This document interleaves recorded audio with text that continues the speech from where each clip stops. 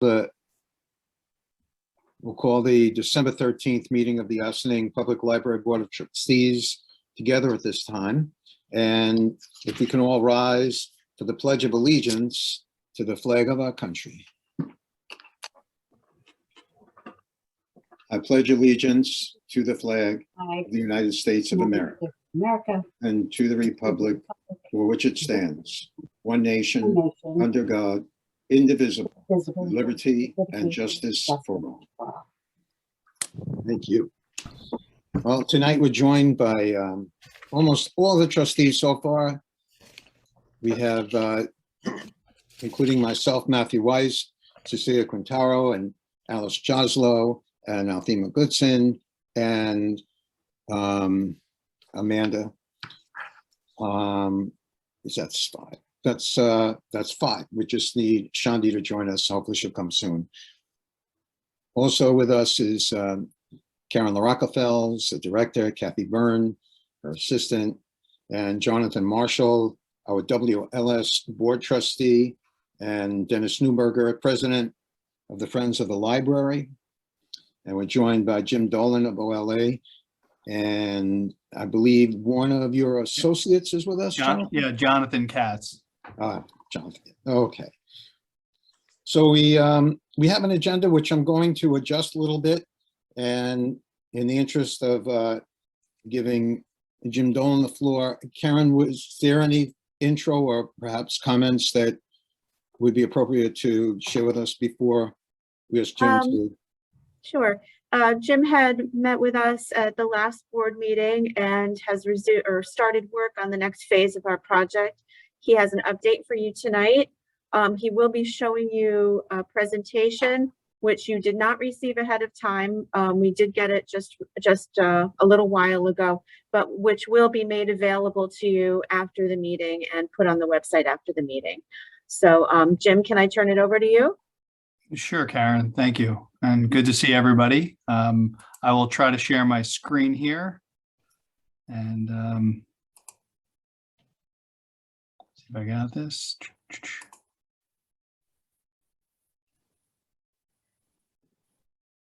Are you seeing the right thing here? It's not.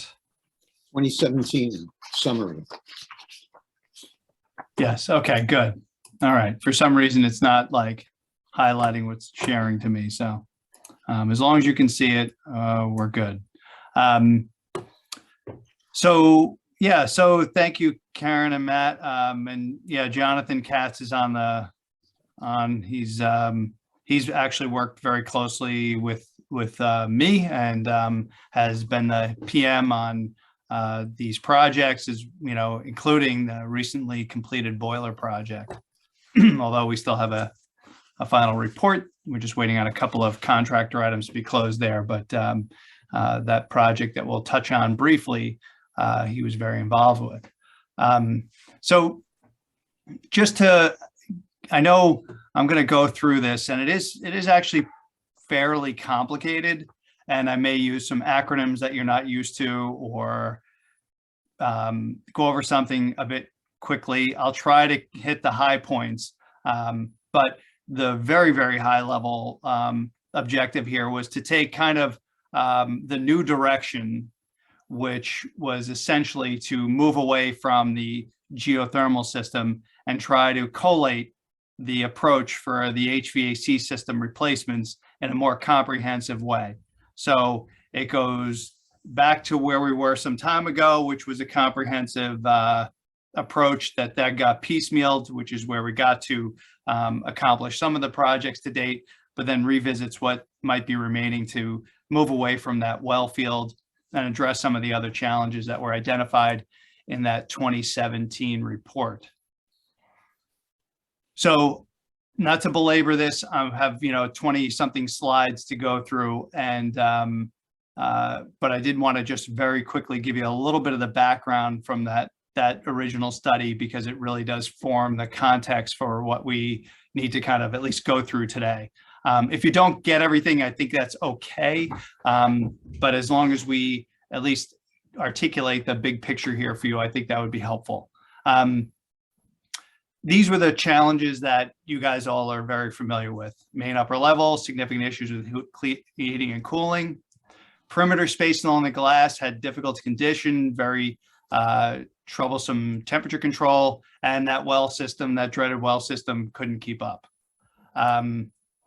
This next two slides are really just to revisit, and I'm going to sort of present with these slides on the side here, so you and I can both kind of see the context of what was there next. So these next two slides are really about the floor plans, and where the zones, these AC, and we might use the word AHU and AC. This is air conditioning, but keep in mind they're labeled AC, but these units actually provide heating and cooling, okay?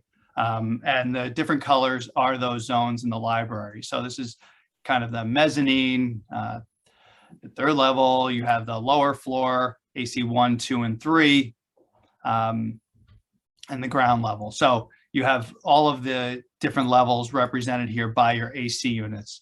And again, they take the well water, which goes to these AC units, and they make heating or cooling, which is then moved through the system through the air. The findings in that study, and these, there's a number of things, but some highlights.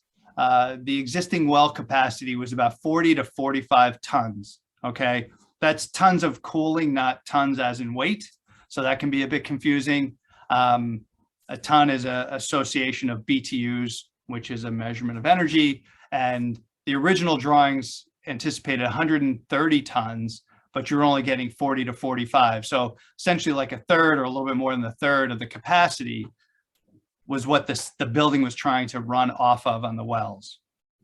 Okay, so the wells being kind of the key sustainable feature of the building. One other finding was that the wells didn't have water level controls. Okay, we don't want to dwell on the wells because you've moved past that at this point, but just to refresh memories. And then there was not a whole lot of zoning for interior and exterior spaces. You have a lot of glass, so the zoning wasn't really well developed for the zoning, which was considered a cause for a lot of the temperature control issues.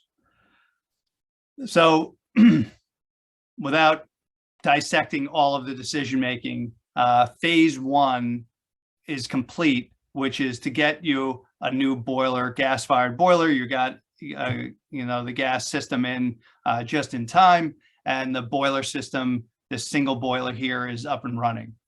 So the idea was to get this heat into the building so that that well system that was undersized was a little bit less of an impact on the ability of the building to be warm in the winter.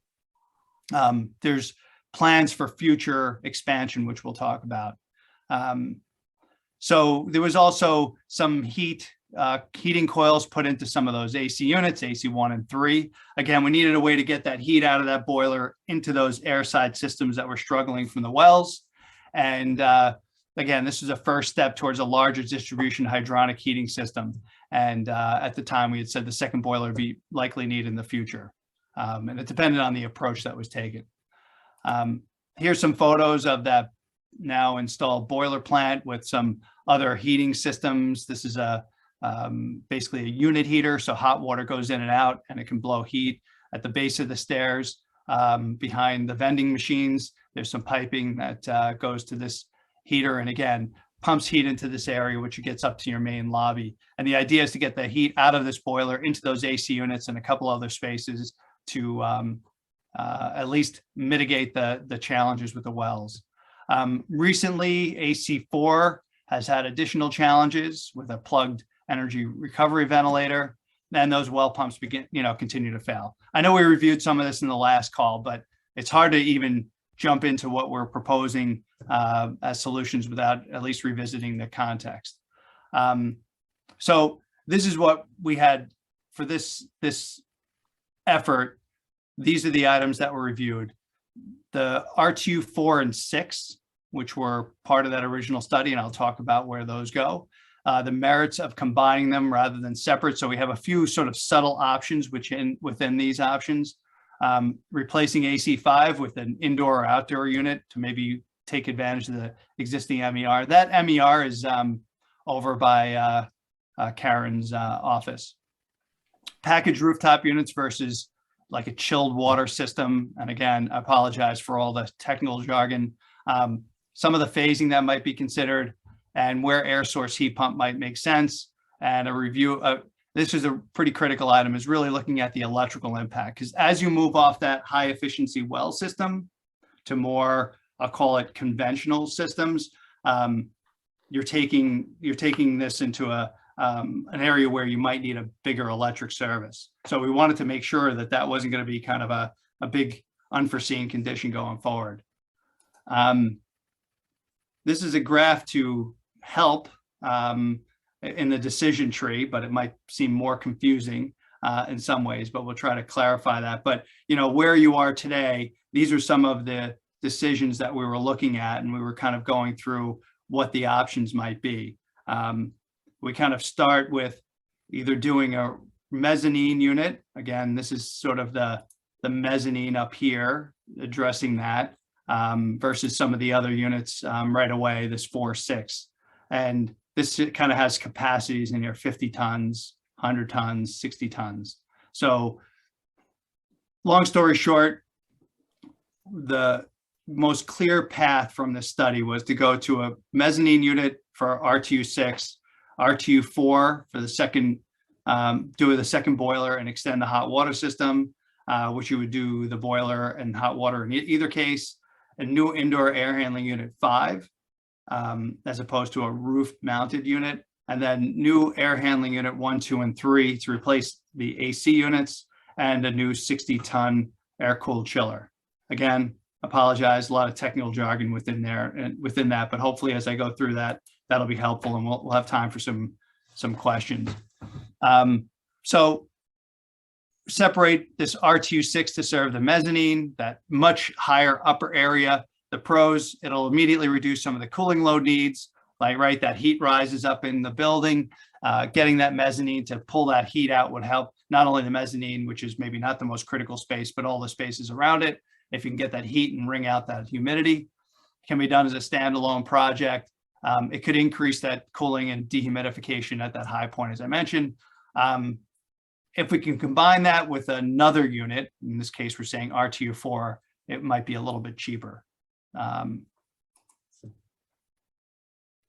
Considerations for path selection, new indoor AHU5 to replace AC5. So this speaks to something that's maybe a little clearer. I'm just going to jump ahead for a second to show you something here, because I think it can be a little bit confusing. So the mechanical room next to Karen's office is right in here. Karen's office is over in this area, and this mechanical room here houses a couple of AC units. So we were looking for the least obtrusive place to put a unit. So that's what we're talking about, putting something here, something still in that mechanical room, and then RTU6 over here. So I'm going to I jumped ahead there, but I'm going to go back.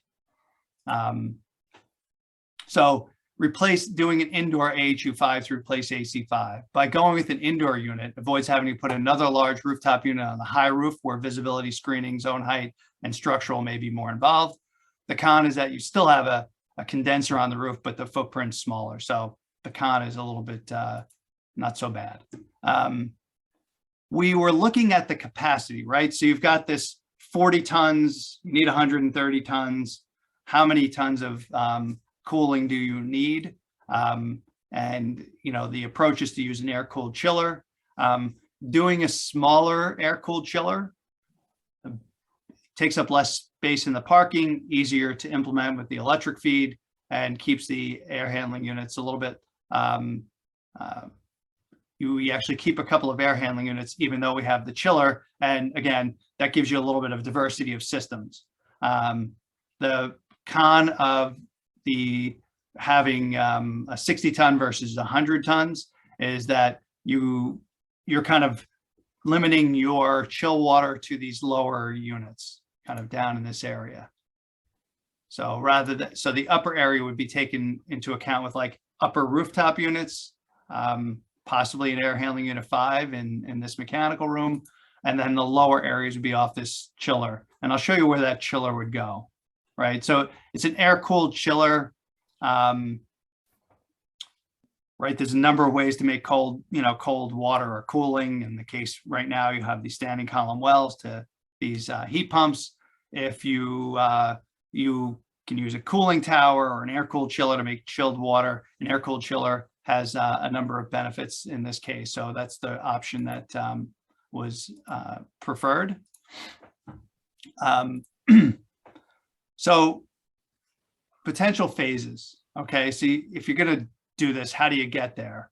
Now, you would still put this all out for pricing in one package, but you would still likely do installations in pieces because the library is going to stay occupied. So RTU 6, as I mentioned, that might be one of the easier projects, could happen fairly quickly compared to the other projects, and would have some immediate benefit to that cooling side, which, remember, we've only done really the heating. We haven't done anything too significant to affect your cooling side in the building. Phase 2, replace AC4 with RTU4 on the lower roof that I mentioned. Install supplemental boiler, all right, finish out that boiler plant, get that distribution of hot water out there for your zoning. Phase 3, replace the AC5 with AHU5. Again, that would use that mechanical room, and picks up some of the radiant ceiling panels and other hot water distribution system items that we had talked about in the past. Phase 4 is get that air-cooled chiller in and replace the remaining heat pumps 1, 2, and 3 with new air handling units. This is just a roof plan. Again, it shows that potential new RTU4 up above in this area, and that new RTU6 here that would serve the mezzanine below this area. So this is the lower roof plan. Similar image that I just showed before. The new chiller would be down in this area. I'll show a plan view of that. RTU6, this AC4. And then, you'd want to look at having an architect design some screening that's appropriate here. This is inside. You have a new air handling unit in here. Get rid of that AC5. New condensing unit for that AHU5 here would have a split condensing unit. Again, I know I'm using a lot of jargon. I apologize. Just a layout of that, where that condensing unit would be. Real quick for geography. Okay, the back of the building here, your large retaining wall. The chiller would be back at grade, which is essentially where the parking is. You would lose some parking spots. So there's some investigation to occur there. And you'd have your chill water find a routing underground here and come into the building, which would then go to those AC units. Once you have that heating plant done and this chiller in, you can decommission the wells. So is pedestrian access to that corner of the building still possible with that unit there in the corner? There's, Cecilia, there's probably a million details to be worked out in the full design effort. The exact final location of this would have to do with, how you want the parking, how you want, how, So TBD. Okay. There's a lot of nuances to that, but yes, we would need to maintain access to the building, to walking around the building, to make it safe. This piping is underground. So once this is in and done, you wouldn't see anything other than a big box out here. Okay, thanks. Yeah, no, thanks for the question.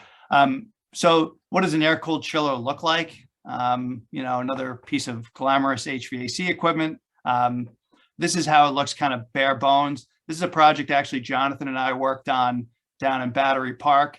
That's an air-cooled chiller with a lot of acoustical mitigation on it. So it looks more like just a shed or something to that effect. And these are sound attenuators on the outside, which we need some level of acoustical enclosure that would be, for the adjacent properties for sound, for the library for sound, and also to just make sure that aesthetically this isn't, just obtrusive. So we'd want to combine the acoustical functionality with the aesthetics.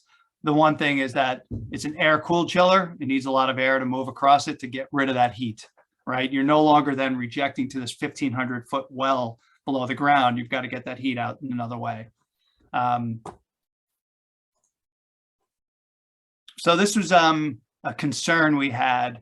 As you move to more of this air-cooled equipment, it has a larger peak demand for energy. So your electric service was sized based on the well system. Our electrical engineers went out there, Jonathan helped coordinate that, and they did all of the math. And it looks like at least from the service side, it doesn't need to be upgraded. So it's upgraded. So that's good. That's a big cost that can be avoided. There is some modification to the existing switchgear. This is your switchgear here. In plan view, that lower parking lot entrance is here, and that electrical room is off to your left when you come in. Maybe many of you already know that. So phases, right? We kind of touched on this. AC4, RTU6, supplemental boiler, radiant ceiling panels. Do the phases need to happen this way? No, not exactly. But we wanted to have a picture of how this can be, pulled together in a way that maybe avoids, we want to make sure we weren't going to hit some major stumbling block with how this could come together. I'm not to say there isn't a significant amount of challenges with making this happen, but at least we went through that exercise of phasing. So basically at the end of the day, that chiller kind of comes in with the remaining AC units being replaced. So these rooftop cooling equipment go in, they're kind of all in one, so they can provide cooling, and they do have a heating component to them, and we have this other heating distribution. That all happens in phase 2 and 3, and then ultimately we replace those last few heat pumps with units that use chilled water and put in this air-cooled chiller. This is our engineering estimate, so it's not a contractor estimate, it's not based on official quotes, and it's as of today. So we don't know what the market will do over time, but we wanted to at least have a sense of the order of magnitude. And as I'm talking to you, I don't have what the older numbers were, but we did escalate that. Jonathan probably can dig that out while I'm talking, just in case that question comes. But this is not for the faint of heart, right? You're looking at something that's got really, you're looking at $3.5 million worth of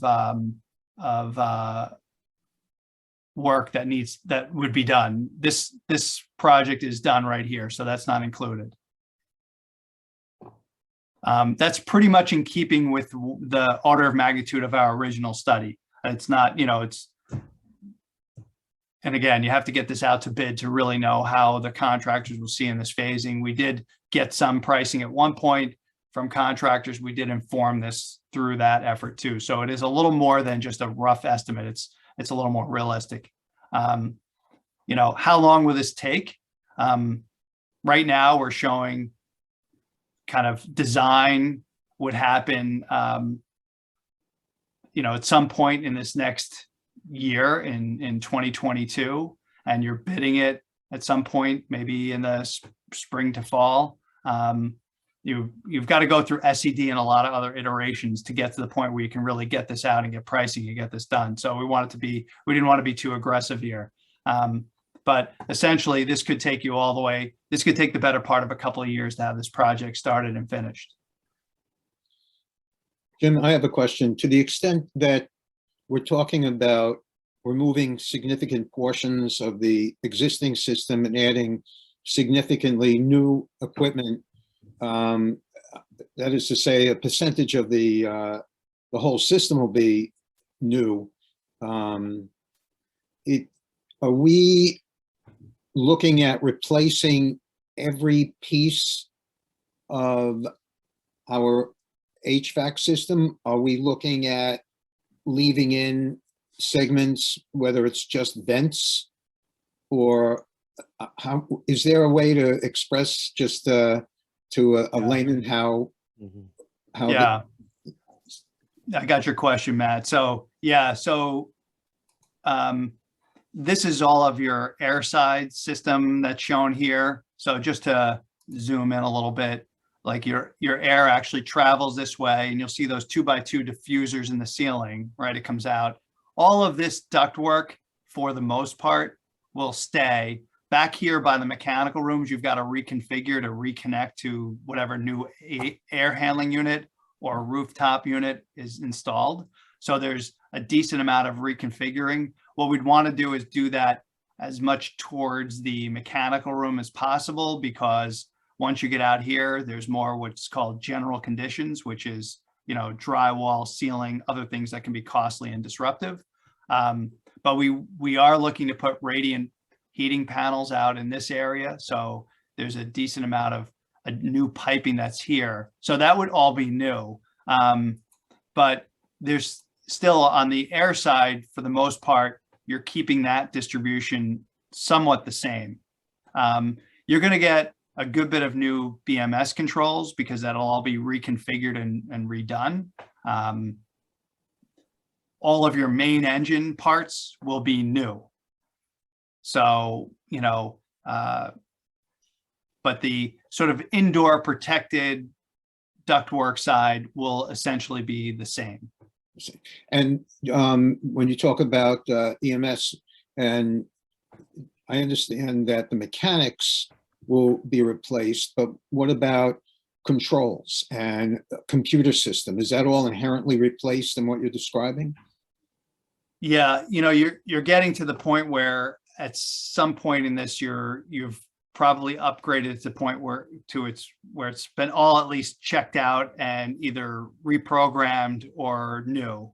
So there's a tipping point design question that we're not at, Matt, that at some point during this, do you need to change your main BMS system, which it's probably likely that the software would have gone through a number of iterations and upgrades where it basically becomes just like any other piece of software, a bit outdated, and it's worth just replacing it. So, when you get into like the fine points of design, there may be a decision point to, in the bids, include, replacing the BMS. But I will say that in the costing that we show here, this assumes that all of these components are getting new graphics, new programming, new actuators, controllers, all of those things. So for the most part, this is the bulk of your HVAC system, and it's all going to be new. There may be some components like, and I'll apologize for the granular detail here, but you've got like an electric duct heater that might have a sensor that doesn't get changed because it's able to be reused going forward. It might be that we get into the when the design is done, it might be that's found, just replace it. It's better than like trying to trust it. So those are details to be figured out, but it's probably that granular type of thing that might be in question, but the big bulk equipment would all have a new BMS. Okay. Thank you. And I was curious if it's possible to share if your thoughts go along the lines of the building's greatest challenge is its design, or perhaps the greatest challenge is the HVAC that was put into it, and taking into consideration what you think the biggest challenge is. Do we have a backup if for some reason this approach doesn't appear to be able to satisfy it somewhere along the line, you realize that, or want to change direction? So you managed to work in a few questions there, Matt. Intentional. One at a time. So let's start with the last part of, it's almost like, is there built-in redundancy if something, we mentioned that the rooftop units can operate without the chiller. So say the chiller's down, you have this sort of independent cooling system. You'd have another boiler. So you have redundancy in a variety of ways, but maybe like on a space by space level, you don't have redundancy. So if the replaced AC1, is down for some reason, let me go back to the early zoning diagrams, right? If like AC1 is down for some reason, you'd have, at that point it'd be AHU1, you'd have chill water, but this would be a fan, something very basic that would have to be replaced. But the chill water system, if the chiller is down, the air could run, but if the air side is down, the chiller could run. So there's some, simplicity to that design and fairly typical. But the entire building, you know, you'd have a rooftop unit. Let me go back over here. Sorry if I'm spinning you guys around a little bit, but this mezzanine unit, say that was down. Okay, well, the mezzanine might be uncomfortable, but this rooftop unit would carry, you know, that whole AC4 area. And then this air handling unit could take over that AC5 area. So we felt like AC4 is very critical. So that's a lot of administrative parts and of the building. But if that has a problem, you still have a problem. So you don't build like an N+1 data center type approach to HVAC. So there's always some Achilles heel in that. But you do on the heating side you'll have a very, very reliable pumps, boilers, and water circulation. And that's tried and true, workable, and any tech can fix it, right? So that to me is really where you'd have your most critical items, and you'd be well served with that system. Your other question. So let's see, we talked about the BMS. What else did you have in there, Matt? The biggest challenge, is it the building design? Oh, or is it yeah. the HVAC? Yeah, actually, it's a good slide to be on, right? And it's like, you know, it's a chicken and egg conversation, right? The architect meets with the people who want to build a building. They program it, they design it, they try to make it as, you know, this is clearly designed to pick up the great views. You know, so you have a lot of glass here. You have some high volume spaces, not atypical for a library. So there's a lot of challenges in the library, but the HVAC is supposed to be designed to meet those challenges. So you had a simultaneous goal of sustainability, where probably going into standing column wells, which was not as common of a system, became the Achilles heel for your particular building. And so, you know, now, kind of to answer another sub part of that question, what we're doing is moving you a little bit more towards away from the wells as requested, but more towards conventional systems, while trying to be very mindful of energy efficiency. So, so I think that it's our job now to make sure that we fix those known problems of the past. So by having those other heating zones, we're taking care of this glazing challenge.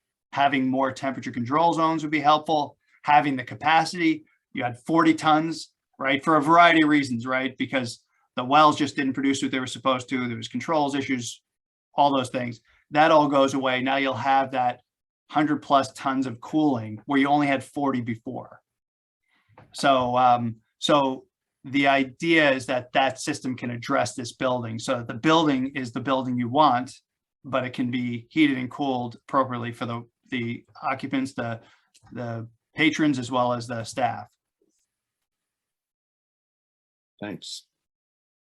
Any other questions or comments?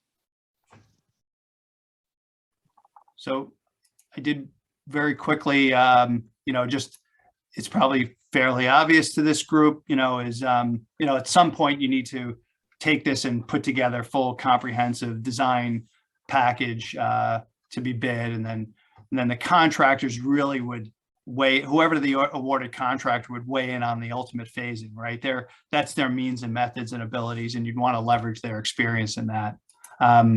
There is some, you know, items that as you get into design, structural, architectural screening, zoning, height and noise ordinance, just some subtleties that really should be mindful. But generally speaking, this is a fairly detailed game plan for the resolution of the issues that you have. So I guess Jonathan Katz would agree with your comments?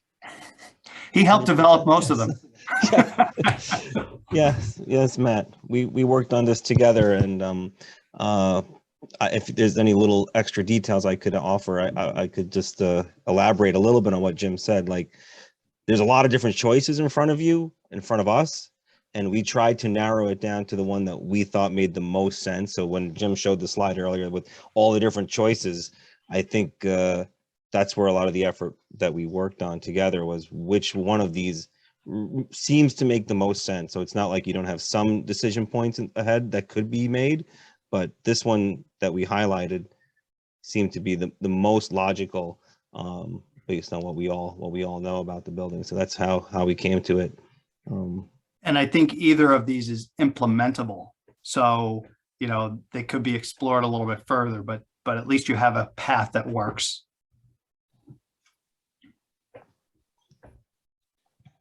Are there any additional questions? Any additional observations?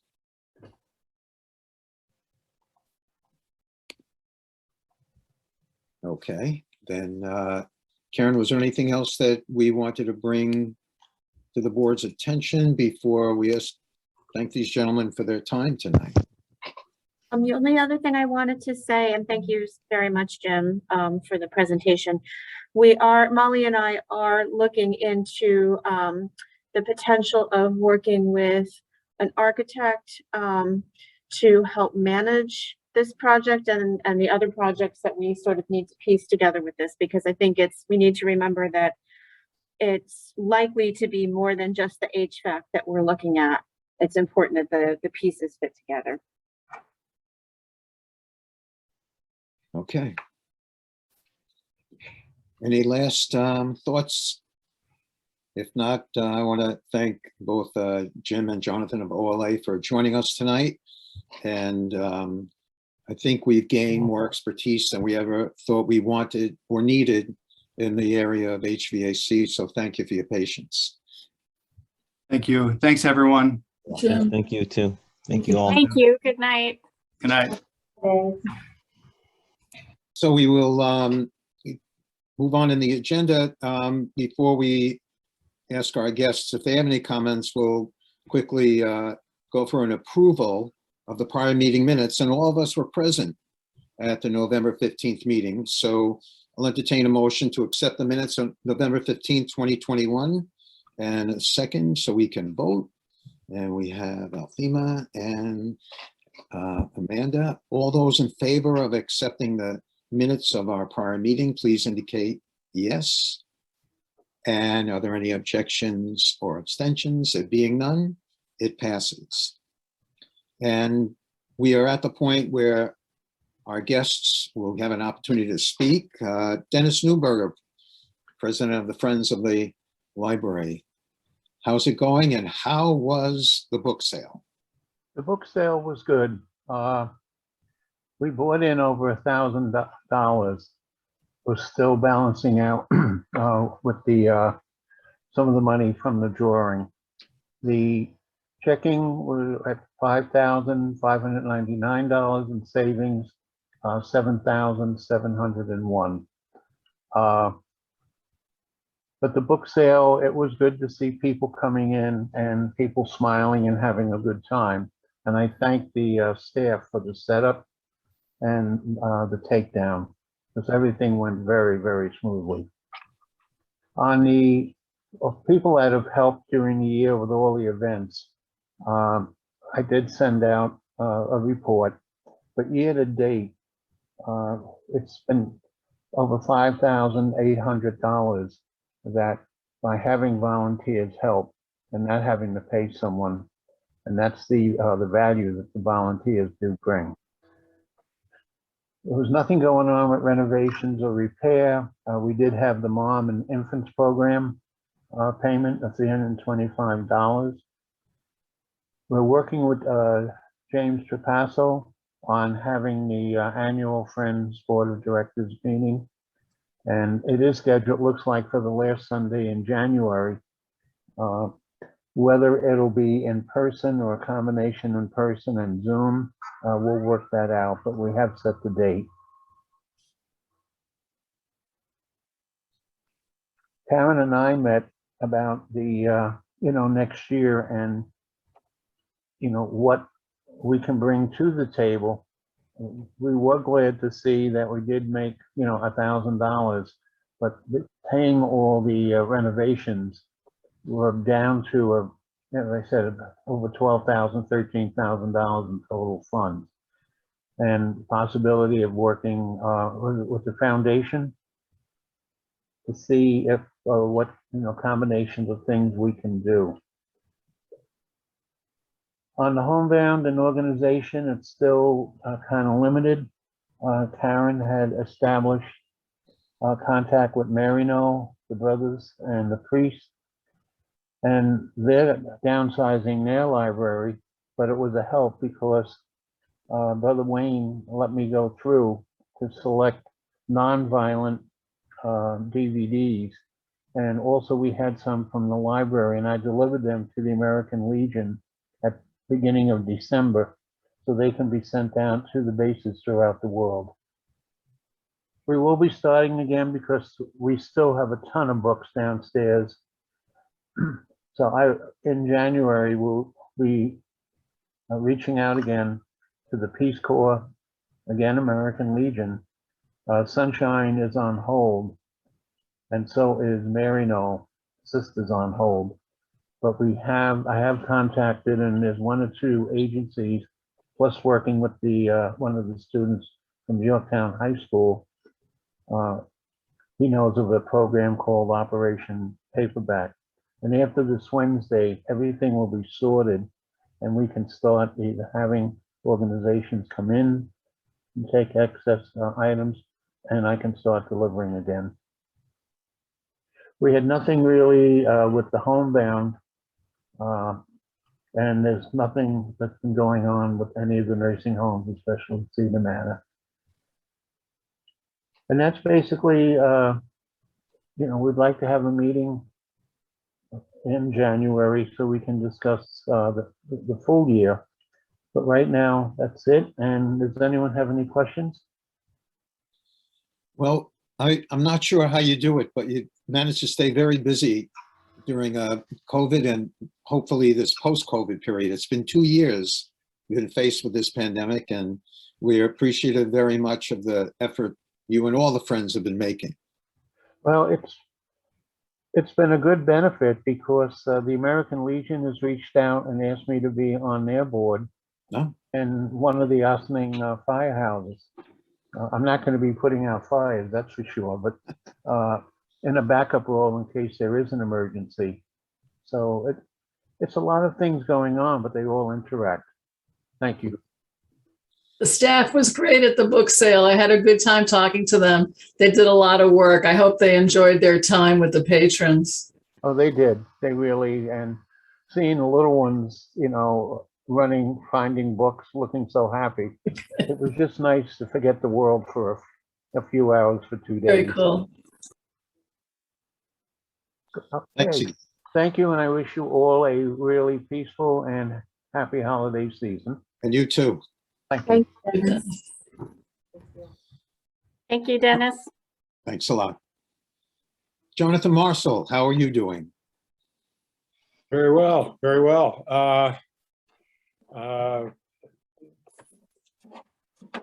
To follow up, one of the things I'm just looking at Terry's Gershner's executive director report from November of 2021, and something jumped out to me after that discussion you just had with your design folks on the HVAC.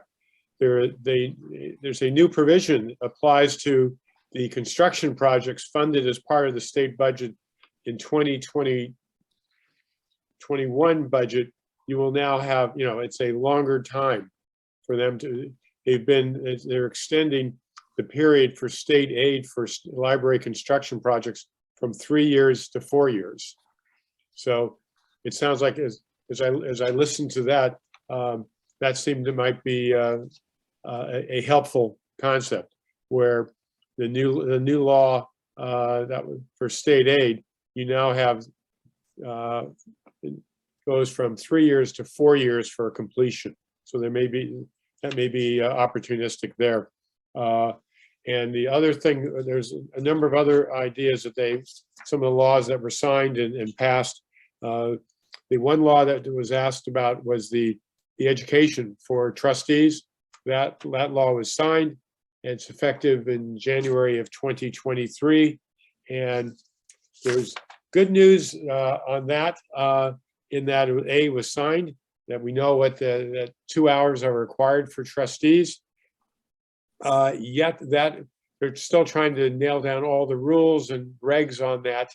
But it looks like I think the very worthwhile programs that the Trustee Handbook Book Club has been doing, those three for 2021, does not look like that will be able to be counted towards those 2 hours as of 2023.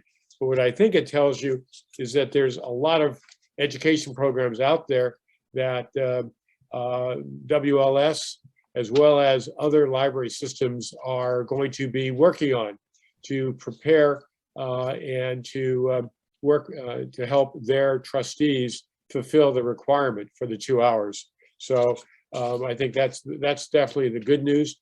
There will be more programs, because I'm delighted by the the response that the program, that the book club has gotten in its usefulness. And there is one last book club meeting, and that is tomorrow night by the book club the Handbook Book Club. I would say that fast. Trustee Handbook Book Club, and that is tomorrow night, December 14th, 7 o'clock, and the focus there will be on personnel. So that is always of interest. The other part is that there had been some discussion that the strategy committee of the WLS had presented to the board, and the acceptance of a new mission statement and a vision statement. So I thought I would just read that to you. The new mission statement is: the mission of Westchester Library System is to empower lives and communities by connecting people in Westchester County with the resources, services, and programs available through WLS and the member libraries. So I think that's for a new mission statement, but I think the key there is certainly empower the lives and the communities. The vision statement is: Westchester Library System will promote the love of learning, discovery of new ideas, and opportunities for all in Westchester. It will strengthen the member libraries of Westchester County by enhancing their ability to share information and resources, and by supporting a welcoming environment to everyone in the community. So those are two new sort of big, policy ideas and mission and vision statements put down in words that I think we look forward to having that discussed and utilized in the future. And the meeting of the trustees, the library trustees, sort of first group meeting went well, and we're delighted that there was a second meeting scheduled for January 11th that is on a Tuesday night, that taking into account the schedules of those. And I'm delighted. I think that Matt, I think I saw that you can attend that. So we appreciate your attendance, and anyone else on the board are welcome to attend, because this is the discussion we're having in ways to increase programs, communications among the different, all the 38 library trustees and WLS, but also the communications and programs and usefulness among the member library trustees. And we think that's moving forward. So we're delighted with that. But so it's again, another year. We hope 2022 will have, it will be a different year, but I got a feeling so far, as I can see, unfortunately, it would be, at least COVID will be with us for a good part of that year, sadly. But also wanted to wish everyone a happy holiday and a happy new year. And same to you, Jonathan. And thank you very much for your enthusiasm. And I think it's the right direction that WLS has taken. And I think we're looking forward to being a part of the next year. And I think it's very exciting. So thank you again for joining us tonight. Thank you, and look forward to your participation of the board, and certainly, of course, the library. Are there any other comments or questions for Jonathan at this time? Okay, and Karen, if perhaps you're ready, we'll move on to the director's report and personnel report. Sure, I am ready. I'll just highlight a few things. It was a long report. I don't want to take up more time than I should tonight. Langen, the new surveying company, has started their work. They've been on site and they're continuing to work with SGH, the engineers who are guiding us through this. So we're hopeful to have our benchmark set fairly soon so that we can have a few readings of the wall under our belt and have a better understanding of what we are up against. We had industrial appraisal come in last week to do the appraisal of the fixed assets in our building for our insurance. I want to thank Molly for being on hand for that appraisal, especially because she knows where everything is in the building, which is quite a feat with all the moving around that we've done. We have a few more questions to answer as far as the appraisal goes, but I think it went very well. We are working with, Molly is working with the Buildings and Grounds team to make sure that they are trained with John Tortoso on a number of routine maintenance issues and routine systems issues. That has started and is going along nicely. Molly and I met with Alita Zuber about the potential of bonding, and I've provided that information in the packet for you. The timeline is a little different than I had originally thought. We have to have finances in place before we can get any approvals by SED. That doesn't mean that we shouldn't be moving ahead with our work. In fact, we need to, because in order to get detailed estimates of what we will need to bond for, we have to do the work. We are also, as I said before, looking into professionals who can help us manage all of the pieces of this work and advise us along the way. Molly has reached out to both Datner, which is the architectural firm that we used with our space planning project, and also Lothrop. We had interviewed Lothrop as part of that project, and we're impressed with them, and they've been doing work with other libraries too. Karen? Yes. I was wondering, shouldn't we have the benefit of more financial expertise? For instance, a treasurer be involved in this process? I believe so. As part of the bonding process, we will need to work with a financial planner. We would work with the school district's financial planner in order to essentially do the bonds and figure out what works best for us. But yes, our treasurer needs to be a part of that. Okay. As does our finance committee. Okay. One piece of information I did find out from Alita, or I should say she reminded me, our current bond for the building that we're in now will be retired in 2025. So it might benefit us to time things for the taxpayers so that when the one bond retires, so that we're not borrowing before the one bond retires. There's still a lot to talk about, a lot of details to figure out. But I think that that's really good to sort of keep in the back of our heads. Karen, is that the bond for the construction of the building? Yeah. Yep. Okay. On the technology front, we continue our training on Microsoft 365. We will be doing a transition to the new email over the winter. So that's going to affect all of you as well, because we will be transitioning you from your WLS email accounts to the Microsoft email accounts. We're not ready for that quite yet. We do have access, and some of us have been using our Microsoft email accounts, but we'll want to make an official transition so that it's organized. We have received the Chromebooks and hotspots that we ordered through the grant from the Emergency Connectivity Fund. Allison has been managing that very nicely, and she's also going to be managing going forward the cabling project, which will be paid for to the tune of 80% through the E-rate funds that we applied for last year. We do intend to apply for more funds this year for additional recabling. Currently, we have Cat 5 cabling in our building. We're moving to Cat 6, which is more robust. It's more the standard now. We also know that some of the cabling that was done in our building when the building was built was not, how shall we say, could have been done a little bit better. So we're happy to be doing this work. Can I ask you a question?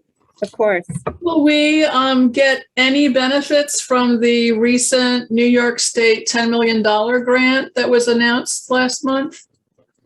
Was that the one that came through the federal funds? That's the $10 million one that was at New York State? Okay. Which was it? Was it for library construction projects? No. No, this is the one that the village got for the waterfront. Got it. Yeah.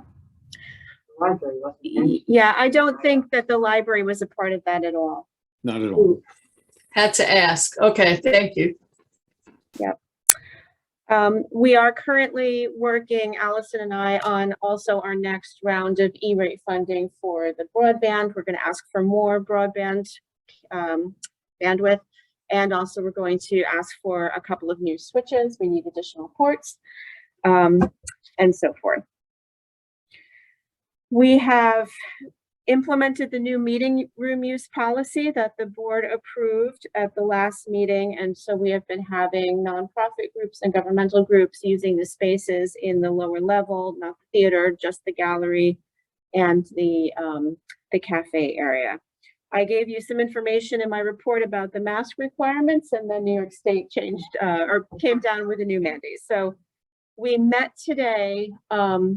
The new mandate requires that we either ask folks for their only let vaccinated folks into the building and ask for their vaccination proof at the door.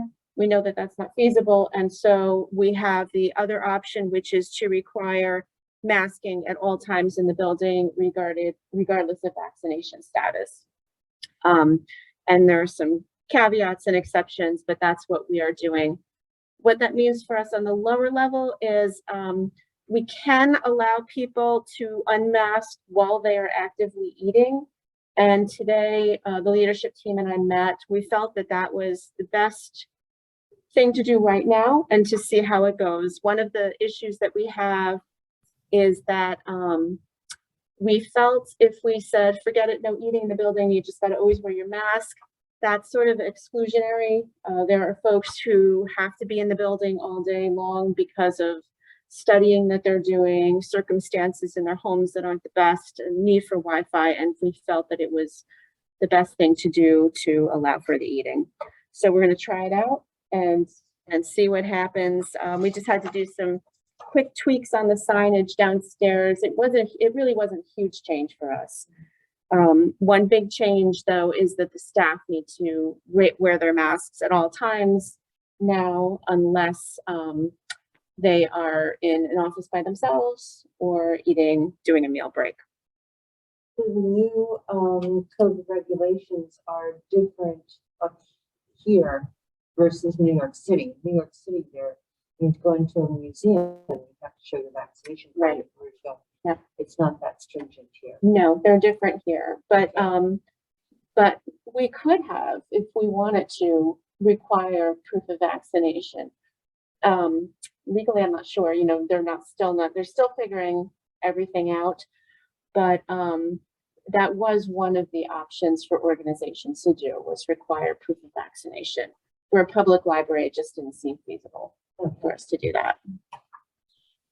Karen, has the changes, the almost daily changes with the masking created any concerns or anxieties with the staff at this time? The staff, if I'm honest, have lots of anxieties at this time. It's very difficult. Everybody is worried about their personal safety and health, as they should be worried. And just the quick turnaround that we need for some of these things is disruptive. You know, Mallory and I had a plan for what we were going to be working on today and tomorrow, and the next thing you know, we're working on messaging and signage and things like that.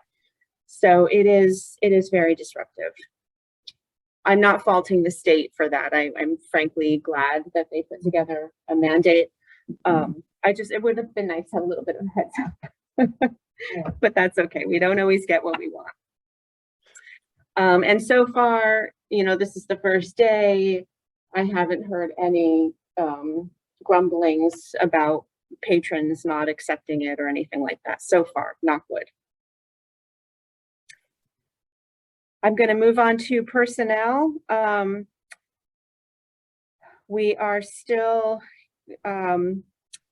working with our safety and security committee on looking at the code of conduct. So that is moving along.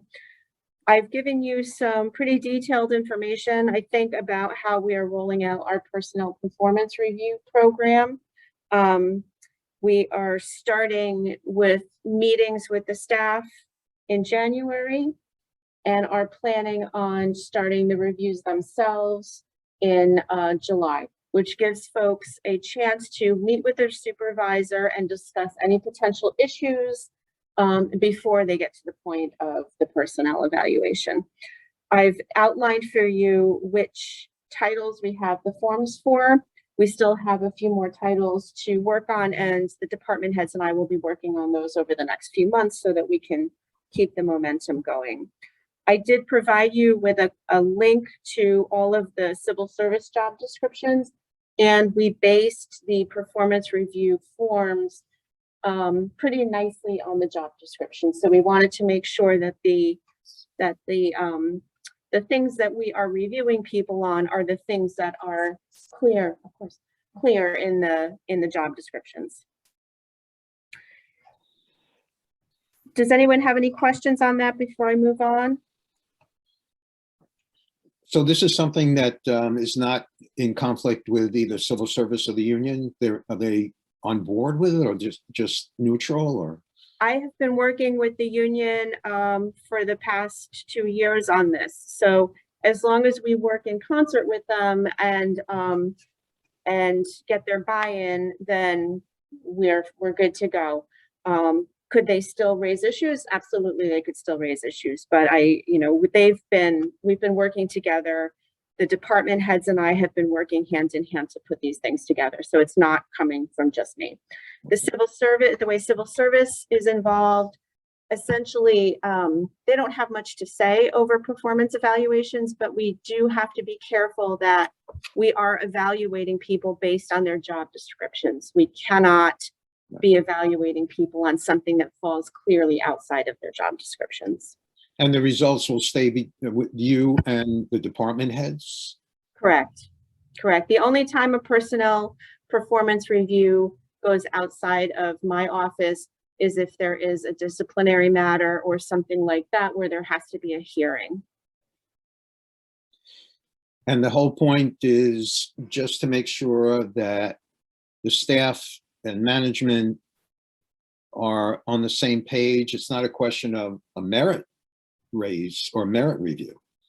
No, the way we're approaching it, one of the things I will say is organizations are moving away from annual performance evaluations because annual performance evaluations can be not terribly effective if they're not used well. And it can be a way of managers not dealing with issues at the time that they happen and waiting for performance reviews to come around.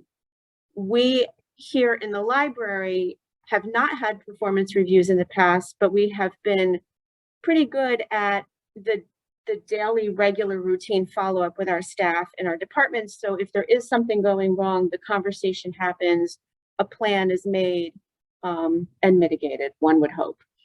So the performance evaluation is not meant to take place of that. It's meant to be in addition to that. And we're trying to make it more goal-oriented so that the staff person and the department head are on the same page, like you said, Matt, in terms of goals. If there's an issue that needs to be addressed, let's make a goal to address that issue and then revisit the goal the next year to make sure that it actually has happened. It's also a great opportunity for staff who perhaps have goals for themselves. I would really like to move into this position or that position. I'm interested in working on this project or that project. It's a formalized way to have that conversation and document that conversation so that a plan could be made going forward. There's no point system with this performance review. There's no point system. We were talking about doing a point system. And I've done it like that in the past. I find it problematic. And when we had a consultation with Grant Schneider, who we work with on HR matters, and we talked about the performance review process, and he advised us that a goal system is a lot more effective in his experience, and that if we were to do it that way, we would, not that we wouldn't fall into the trap of the ineffective performance review, but we would be less likely to fall into the trap of the ineffective performance review. Very good. I'm going to go on to the long-range strategic plan work that we've been doing. The plan was released finally in English and Spanish, which was a relief, especially to those who were working through the translation into Spanish, which took a lot longer than we thought. We received a lot of good feedback about the plan, so I'm very happy about that. But as you know, we've been working through different portions of the plan. One of the things that we tackled this fall was looking at our current programming and trying to assess it in a couple of different ways. We did the program surveys, whereby every program participant was given a survey to fill out after they participated in the program. Mallory did that whole project, and she provided you with a report that was in your packet. We learned a lot of what we already knew, but it's always good to see that officially on paper. The folks who are attending our programs tend to receive them very, very well. But we also know that we are not serving large parts of our community. We were looking at the race and ethnicity of the folks as they self-report it to the programs, and we were looking at age ranges of who we were serving primarily for this go around. And we know we need to do a lot better with reaching out to all parts of our community. Another thing that we're analyzing, which you didn't see in the report because it wasn't part of the patron program surveys, is we're looking at our programming budget versus our attendance. We're looking at the presenters who are presenting the programs. Are they a diverse group of people? Are they presenting on a variety of topics? We're looking at the programs topically. So are we presenting too many programs of this type and not enough programs of the other type? And we're trying to use all of that information to plan how we go forward. And we've been having these conversations in the departments as well. Does anybody have any questions about the programs, surveys, or the programs? What's the demographic we need to kind of refocus on based on that feedback? Based on what we saw, and granted this was a snapshot in time of a very small sample size, but I do think it's a good snapshot in time. We really need to reach out more to our Black and Hispanic community when it comes to our adult programs, especially. We are just not seeing the numbers of people are not reflective of our community when you take into account race and ethnicity. For our children's programs, it's a little bit better, but we still have a good deal of work to do to reach out to our Black and Hispanic populations. Another interesting thing is we are not reaching, in our adult programs, we are not reaching our younger side adults. We're reaching our senior citizens very nicely, but our like 20, 30, and 40-year-olds are not coming as much to our adult programs, but we are seeing them in our children's programs, of course, as parents. So we need to figure out a way to sort of bring folks in that age bracket over to program towards them, not just as parents, but as adult citizens in the community. Our teens, we have a nice representation when it comes to race and ethnicity. We're just not reaching the numbers of kids that we were pre-COVID. And we know that that's a real challenge, and that's something that we need to work on. Thanks. Mm-hmm. One thing that we are working on in particular, and have been, is our programming for our job seekers. As you might recall, and that's something that was specifically stated in our long-range plan as a goal. We had applied for that large federal grant back in Augustish of 2000 to put together a program that was very similar to what they have at the New Rochelle Public Library, which I've talked about a little bit in my report. Unfortunately, we didn't get the grant, but we did commit to working towards a program that hopefully eventually will be similar to what they have, including job coaching, programming for job seekers, skills assessments and things like that. And one of the really nice things that they have in New Rochelle, she's not a social worker, but she might as well be. They have a staff person who does, and she works in concert with the job readiness program. She does an awful lot of community referrals, housing, referrals to housing agencies, SNAP, things like that, things that people need access to in order to make their lives better. So that's something that we would hope to work towards also. We are finishing up some grant paperwork, which I've outlined for you. We're working on some policy updates, which I will let Amanda talk about briefly when we get to that point if she wants to. Highly recommend the Library Trustee Handbook Book Club. I've watched the 2 sessions that have already happened, and I'm hoping to watch the one tomorrow. The nice thing is they're available in recording. I gave you a link to the recording, the information, including the recording, so you can watch them. They're really, really good. We have a new Nintendo Switch game console in the children's department, and they are also making a Minecraft server, which is really exciting. And they've been working both within the children's department and the teen service department with the various My Brother's Keeper groups at the schools to do outreach with them. We are putting together an another virtual annual meeting. Mallory is working on that as we speak. That was one of the things that got derailed by the mask changes, but we'll keep going. And I think that's everything. Oh, there was one thing I did not put in my report that I wanted to. The audit has been completed. That's the audit for fiscal year 2020 to 2021. So we will have Al Coster or one of his associates, if it's okay with the board, come to the January meeting to go through the audit, but I'll send it to you ahead of time so that you have it. Are there any questions? What do you think is the most exciting thing so far? Is it the personnel performance review? Is it the long-range plan? Is it the possibility that we might be able to repair the HVAC? A lot of balls being juggled, as they say, at the same time. There are a lot of balls being juggled at the same time. And honestly, sometimes it's hard to keep track of what's in the air and what's in your hand. It's all that the challenge is it becomes frustrating because there's so much more that we want to do. We want to do everything quickly. We want to get everything ready right away. And it's frustrating because we have so many things in the air and so many uncertainties and so many last minute changes that it wears on you after a while. So I'm sorry, I turned a positive into a negative there, Matt.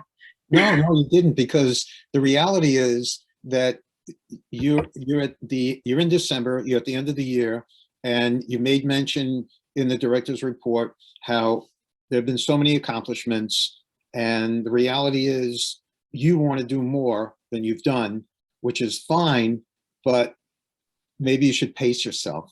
Let's be grateful for what we did. And sure, there's stuff you want to get done next year, but we know that. And whether or not you want it, the calendar will bring January very quickly to us. So at that point, you don't have to worry about. Yes, it will. But the efforts are sincerely appreciated. And the fact that you have an enthusiastic staff is encouraging, and that I'm not asking if there are people that are questioning or aren't on board, but the reality is that enough people and enough of the leadership seems to be behind the efforts that are being made, and that a lot is being accomplished. And for that, I think we can be grateful. Thank you for that, Matt. Any additional comments or questions on all the material we just reviewed? What's the date for the annual meeting? There is no date because it's going to be a recorded like last year. We're Okay. hopeful that our goal was to get it out by the end of the calendar year.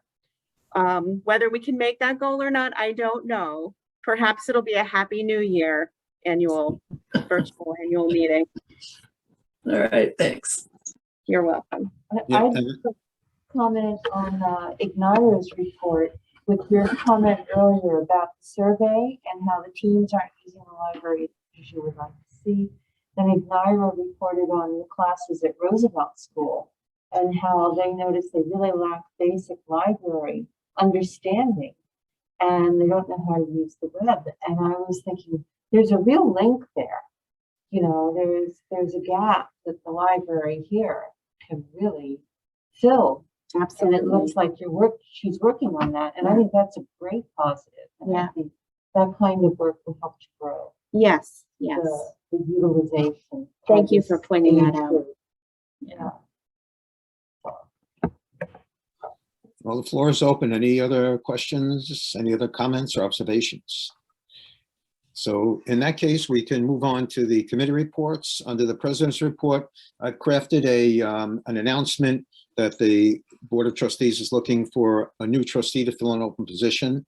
I'll forward that to everyone after tonight's meeting so you can take a look at it. It briefly reviews the responsibilities of trustees and requests for people who have experience on boards of trustees or expertise in budgeting or philanthropic foundations or human resources.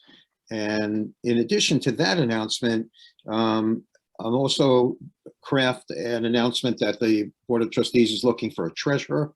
We haven't had an active, proactive treasurer in many years. And the fact that we're on the verge of considering funding through bonding a significant addition to our physical plant, I think the timing is right to have someone who's a little more proactive and committed to the library. And it's not a judgment or criticism of the efforts that we have received from our current treasurer. It's just that I think we can do a little bit better.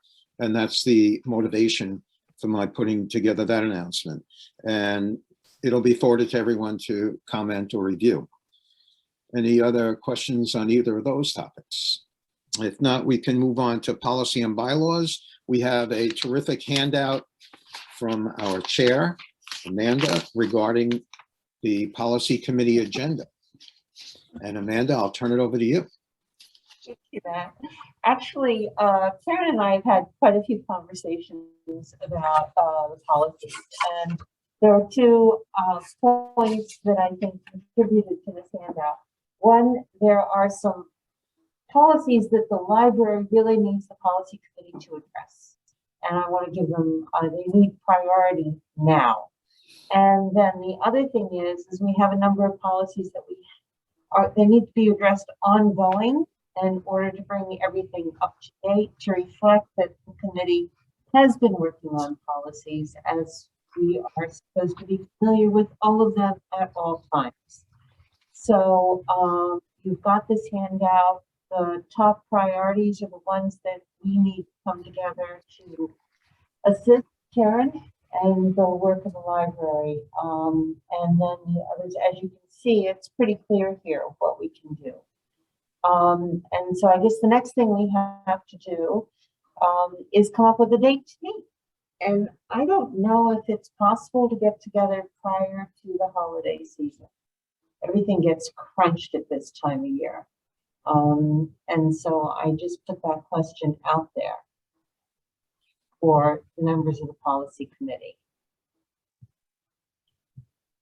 If anyone wants to even contemplate getting together before the holidays.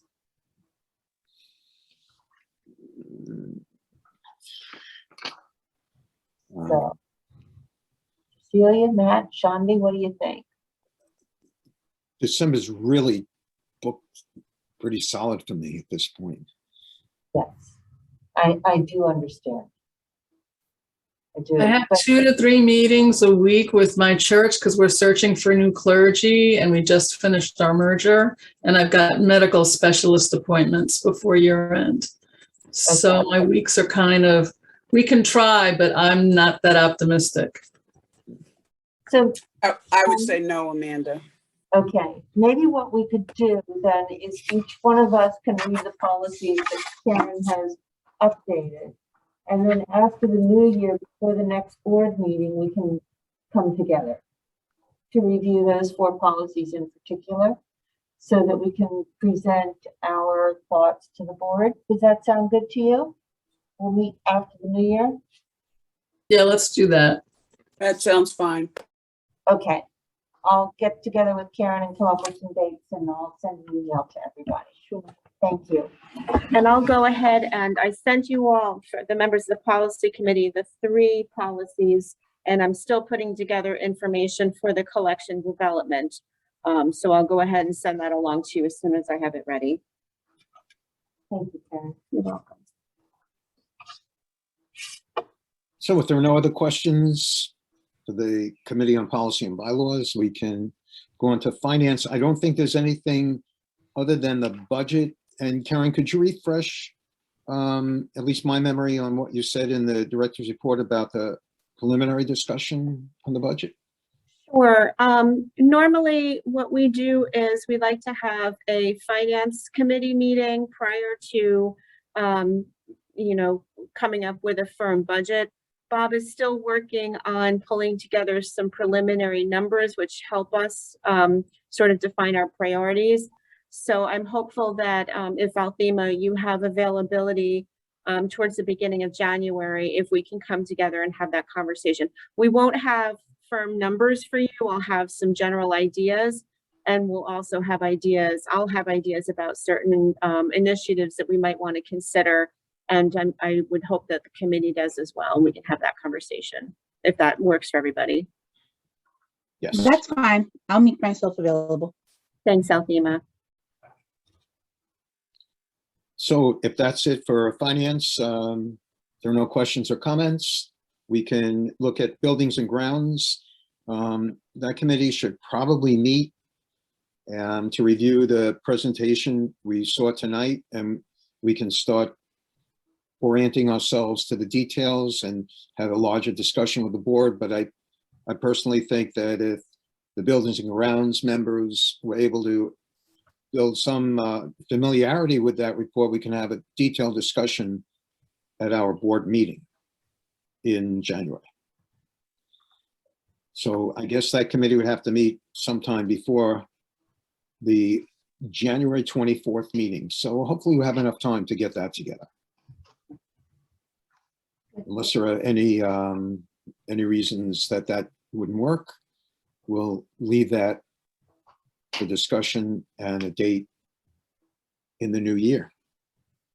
We can then move on to a resolution. Wait. So I'll put a note out to people for a B&G meeting in January. And then on the date that we had in the November meeting for the CAS discussion, I will not be able to do that December 20th.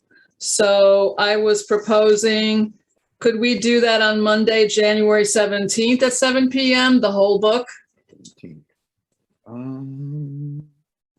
I could do it. Day? And it's Martin Luther King Day. Ah. Yeah, okay. Why don't I'll look at another date. So, all right, TBD for January on that. Okay. It doesn't have to be a Monday.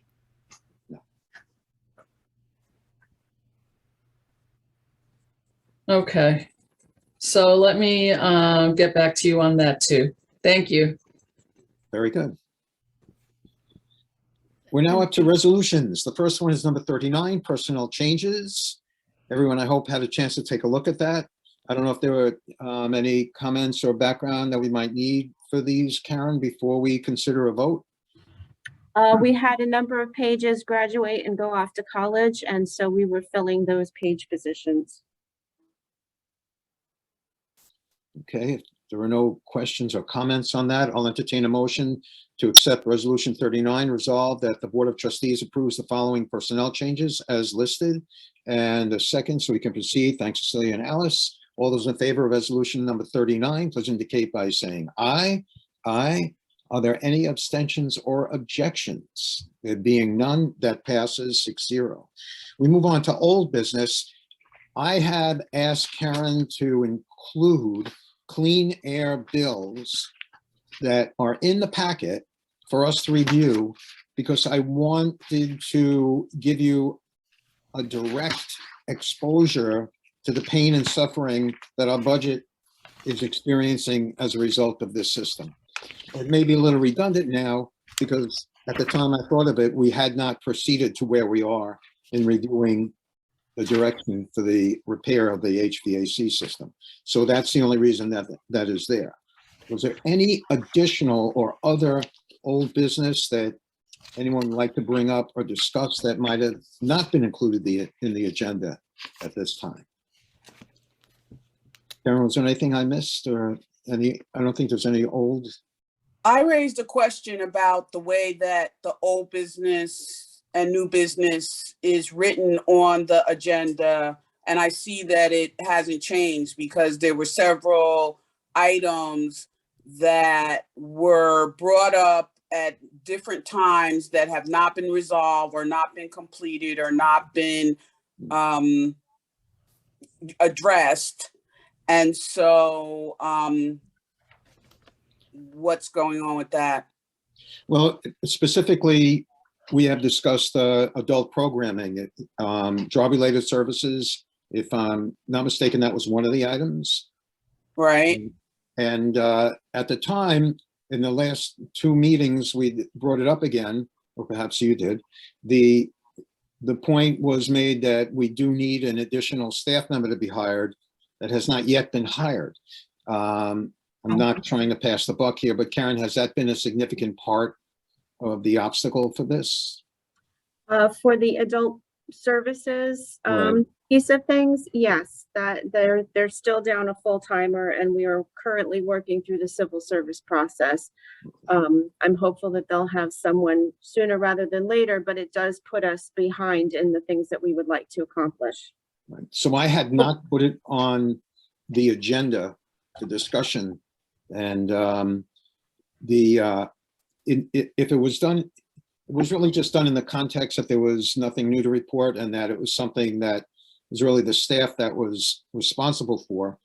And as far as having any examination of how the department was proceeding, I really hadn't thought that as being something that we would be delving into. So. No, I'm just talking about by leaving it on the agenda until it's resolved or done. It's completely understandable if the part of the issue is that there is, you're trying to hire somebody. That's understandable, but it also needs to be left on the agenda in order to keep a record and keep in our minds how long something has been on the agenda. Because the way we're doing it now, who knows, who remembers when it was put on the agenda for the first time? And I don't think that's really, accurate in terms of keeping the record around whatever the topic could be that might have been brought up during a board meeting. Got it. Got it. That's easily resolved. Not getting the program going, but bringing it back on the agenda, it's not a problem. Yeah, there were other things. There, the parking lot. There was also the. Yes, we were given a document about Michael Holmes. Where is this stuff? And when were we supposed to discuss it?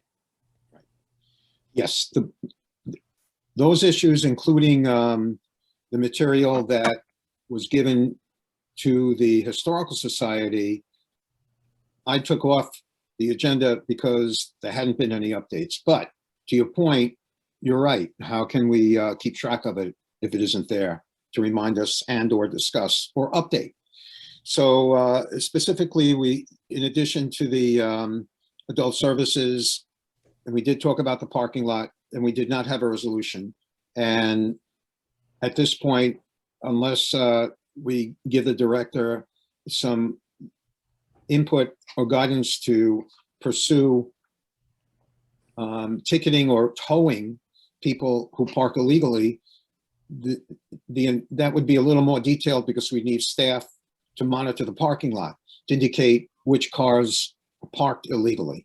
And we haven't even asked her to consider that or to do it yet. I think what happened was we know that we've had this issue, we've talked about it and not resolved it, and didn't make the effort to take it to the next step. Having said that, I would ask you if in your opinion, we should pursue having staff monitor the parking lot and then have people towed. Well, I think it should be an agenda item where everyone has an opportunity to discuss what their opinion is, because in order to come up with what might be a reasonable, resolution as well as a direction for the director to go in.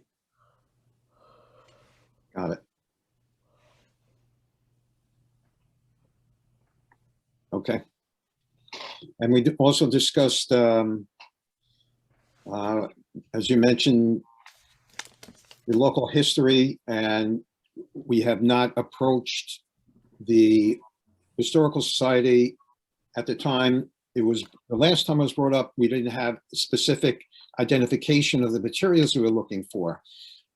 So that had to be pursued, and I don't know if that's being pursued, but I can't answer your inquiry because Kathy's raising her hand and she's telling me not to talk.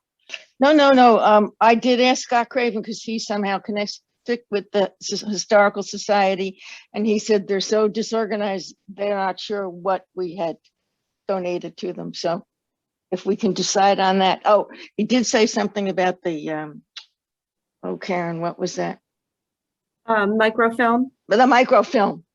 Mm-hmm. He did mention the microfilm. So that's that's items we can get back if we ask for it. But otherwise, they couldn't decide what it was that we donated. And they're very disorganized. I have asked the staff members in the building who have been here for a while to see if they know exactly what was sent over and when. I have not gotten any. Nobody. Nobody seems to recall anything. I have started going back through the minutes year by year to see if a record was made of, but having absolutely no idea when this happened, it's a long and tedious. I actually enjoy going through the minutes. It's fun.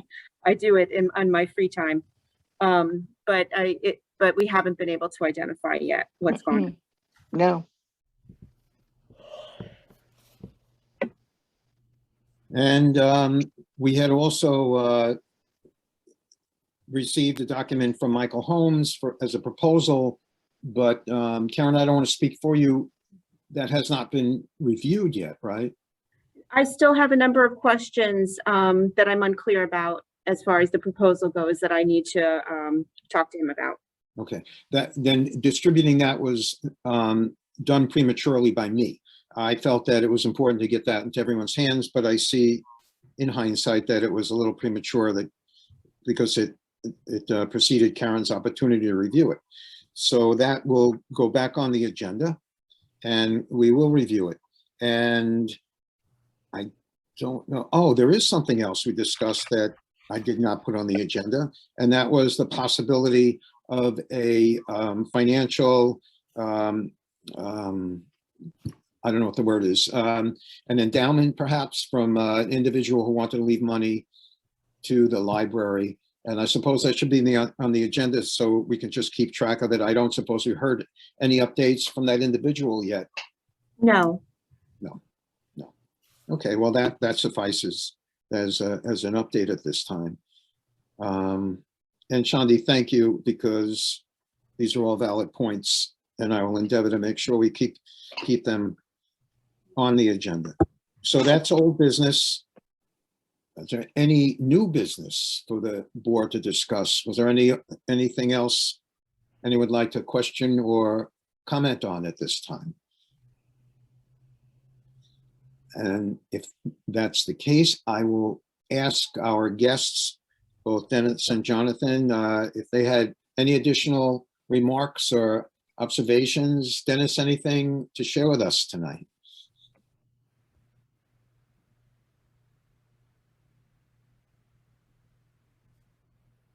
Well, I think you need to unmute yourself.